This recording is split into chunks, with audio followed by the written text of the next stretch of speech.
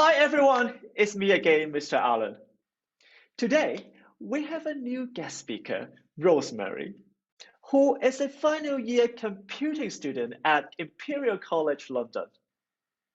Before our chit chat today, let's enjoy the following TV ad from Cathay Pacific, like 15 years ago.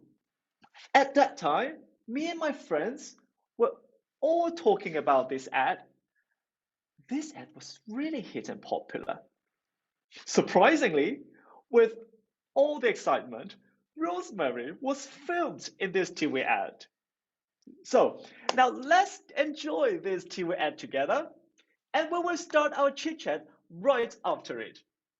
Go! 係咪好遠㗎？係咪好遠㗎？係咪好遠㗎？有冇俾過夾雨啊？手機有幾遠啊？係咪有地下嘅雨定係有上面嘅雨定係左邊嘅雨定係右邊嘅雨？仲有幾遠啊？咩啊？我嚟到，好遠好遠好遠好遠好遠。即使睇嚟微不足道，我哋都為你用心做好。Rosemary, hi, let's welcome her. Hi. Hi everyone. Hello, hi, Rosemary. How are you? I'm good today. How are you? I'm very good too. Thank you very much. What's the time now there? It's 8 a.m. here, so it's slightly early for me. I just woke up. 8 a.m. Okay, so it's the afternoon time here in Hong Kong. So thank you so much for having the chit chat with me today. How's the student life there? It is busy. A lot of projects during this COVID period. I'd say actually this year is quite okay in terms of workload. Like to me, like last year, I think the workload was heavier for me. But in general, I would say my course is pretty demanding. Like there's a lot of coursework and projects. So pretty much for my student life, a large chunk of it was on like academics. Any particular thing that have brought you as a cultural shock? Like any unforgettable experience about cultural shock upon your arrival? Yeah, I was really afraid of that before I attended uni, because it was like the first time I'm like studying abroad, and I've always been with been in a Hong Kong community, so I was afraid of that, but it's actually not that much, especially when you are in like a student hall and like an international student hall, and the universities in UK, they're really international, especially the ones in London. Like most of them, like over half the population are international students in a lot of cases. So when you stay in the hall, there are people from a lot of different countries. So maybe not just one cultural shock, but from a lot of cultures. So like So how is the student life there? It is like stressful, lots of things to do. As I know, the Imperial College London is quite a top-notch university. How's your life there? I remember like at least in the first month of the whole uni, like when I began in September, October. So you have like, it's a lot of time used for like adjustments, like just to get used to the life there and setting up your studying environment for the next 30-40 years. That part for me was the most challenging, I think. Like it's just to like adjust to living on your own. And because like Imperial, as I mentioned in my videos, that they don't have catered halls, like you have like shared kitchen. So once I get there, I kind of started to cook for myself. So that is also a big challenge for me, and really have to like start taking care of my life, like look for like, I don't know, phone plans to join. So like this is like just personal things in your life on top of like university. So yeah, I would say it's like every day at that time was really new and really exciting, and like just many new information every day, both from uni or and live and social. So it was a really exciting time, I'd say. Like for me, because like the course, like I'm doing computer science, and then we were doing like a new computing language, and we were like looking at it in a really new way, which I've never done before. So in terms of course wise, it really took a lot of my attention. So yeah, and then I also like joined some student activities, some student societies. So I, for example, I also like joined the Hong Kong Society in my first year, and I also joined the Computing Society, like that. So they have like so many freshers events, especially in the first month. Like we have something called Freshers Fortnight, and in that 2 weeks, basically it's packed every day. There are different events. There are events from the hall, events from the society. Like they are designed for the freshers to get to know around the campus and to get to know each other. So yeah, it's really nice. fun. Like 2 whole weeks, every day packed. Yeah, basically every day there are something different. Well, I like it. But that, I mean, that orientation 2 weeks, right?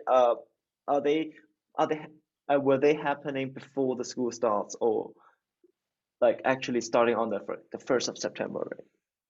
Starting on the first day of school, I'd say. The first day of school. Oh, okay. And in your video, you have mentioned that you got some deficiency in nutrition, and you got ill for quite a long while before. Yes. I'm quite curious about like how the medication, how like the whole mechanism of seeing a doctor. Is it easy to see a doctor there? Find a doctor, find a clinic, a private one, a public one? Like how does it work there? Right. So one thing to point out is that a lot of freshers get this called freshers flu. So yeah, it's like so like not just me. I know a lot of friends of mine, especially international students. When we get there, we just got ill because I think it's because like we were in a new place, and then there are just new bacteria, virus blowing around, in which we don't have the antibiotics. Yeah, like we're not like immune from that. So like we just get ill, and some people recover quite quickly, but for me, I think it was like for 2 months I was ill from the like just from the freshers flu. So I only got better, and by the time it's Christmas. Yeah, that's like when quite I a went back long to while. school. It's a long time. So yeah, it was quite tough at that time, because like I was like really ill, and then I have to take care of myself. I mean, like you don't have your mom, like when you're ill and then you have a fever, and then you don't have anyone to bring you water, so you have to take care of yourself. So that time was pretty tough. So for the UK, before you go, they make you register at the NHS, the National Health Service.